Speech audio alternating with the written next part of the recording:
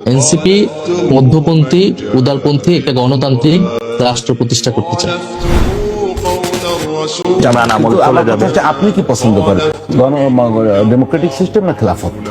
আমি অবশ্যই গণতন্ত্রকে শ্রদ্ধা করি, বুকে ধারণ করি, এবং আমি মনে করি যে গণতন্ত্রই হলো বাংলাদেশের ভবিষ্যৎ।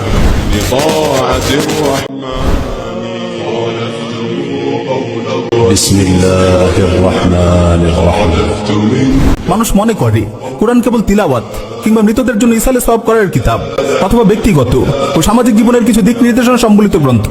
কোরআন যে মুসলিমদের একমাত্র সংবিধান তা মানুষকে কখনো জানানো হয়নি। কোরআন ছাড়া মানবরচিত অন্য কোনো সংবিধান দিয়ে শাসন ও ফয়সালা করা যে সুস্পষ্ট কুফরি তা জনগণকে কখনো জানানো হয়নি। অথচ আল্লাহ তাআলা কত স্পষ্ট ভাষায় বলেছেন, আফা হুকমাল জাহিলিয়্যাতি ইয়াবগুন ওয়া মান আহসানু মিনাল্লাহি হুকমান লিকাওমিন ইউকিনুন। তবে কি তারা জাহিলি যুগের বিধিবিধান কামনা করে?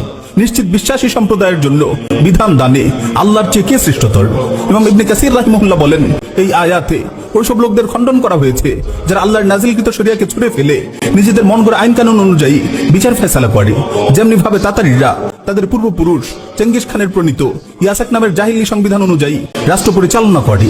যারা আল্লাহর নাজিলকৃত শরিয়াকে বাদ দিয়ে নিজেদের হাতে গড়া সংবিধান অনুযায়ী ফয়সালা করে, তারা কাফির।